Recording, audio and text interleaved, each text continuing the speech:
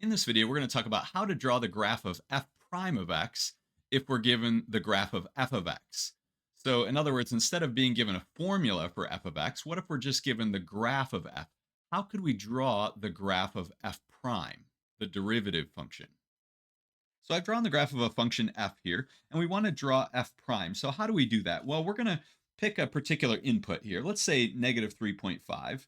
And we're going to go up and look at the graph here and ask ourselves, what is the slope of the tangent line? Remember, the derivative has to do with the slope of the tangent line of the original function. So let's say at negative 3.5 here, the slope certainly looks negative. Let's say it was a slope of negative 1 half. We're just kind of estimating here, but let's say it was a slope of negative 1 half. What would that mean for the derivative function? Well, that means at negative 3.5, we're trying to find how high or how low to put the point on the derivative. Well, we put it at a height of negative 1 half. So whatever the slope is there, that's how high or how low to put the point on the derivative function. So let's say if we went to 1 here, we could go up and look at 1 and we could ask, what is the slope right here? What's the slope of the tangent line? Maybe the slope there is 2, let's say. What that means is that on the derivative function, we'd have to put this point here at a height of 2. Now, to do this for every single point on the graph, that would take forever, and that's kind of a pain.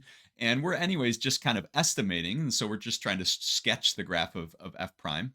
But instead of doing this for every single point on the graph, there's got to be a quicker way to do this, and there is. And the key thing to do is to look at the original graph f and look at where is the slope 0.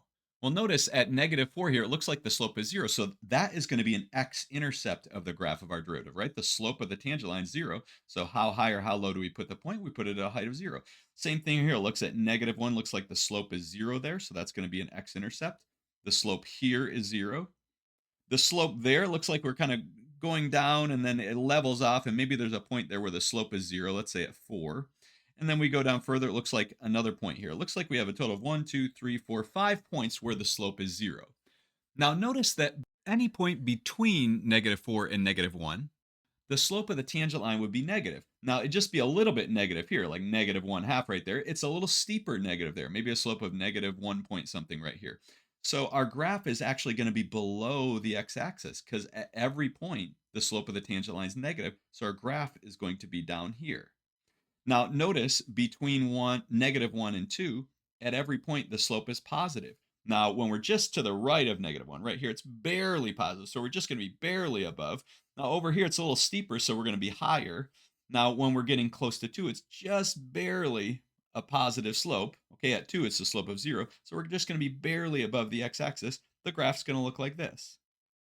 Okay, now here, looks like we have a little bit of a steeper negative slope, so we're going to go maybe down a little further here. But between here and here, the slope of the tangent line is always negative. Now, it turns out that's also the case between here and here. So the graph's going to stay below the x-axis here. Over here, the slope is always positive, so we're going to go up like this. Okay, and back here, notice the slope is positive at any point. In fact, over here, it's probably very steep, so our derivative function is going to be way high here. So the graph is going to look something like this. Okay, so here's a rough sketch of the graph of f prime. So what did we do? Well, we took our original function f and we looked at where is the slope of the tangent line 0 for f. Where does this have a slope of 0? And those are going to be the x-intercepts of f prime. Now, one thing I want to point out here is notice the places that f prime is positive. So between -1 and 2, f prime is positive. What's true about the original function? The original function is increasing there. So where the intervals where the original function is increasing, f prime is going to be above the x-axis. But an interval like this from -4 to -1, where the original function is decreasing, notice that f prime is below the x-axis.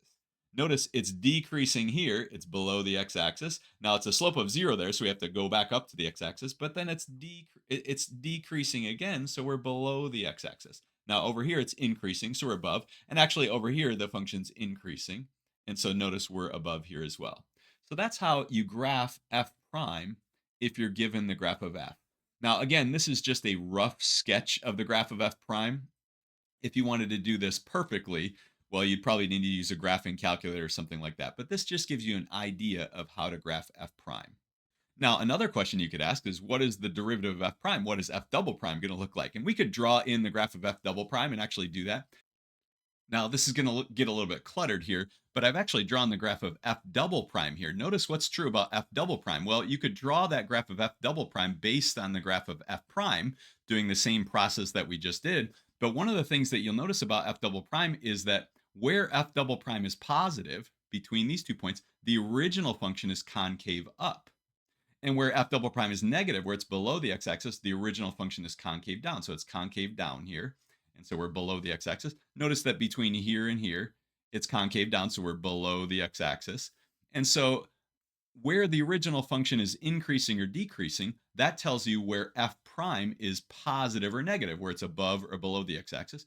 Where the original function is concave up or concave down between these inflection points here, it's concave up, concave down. That tells you where f double prime is positive or negative.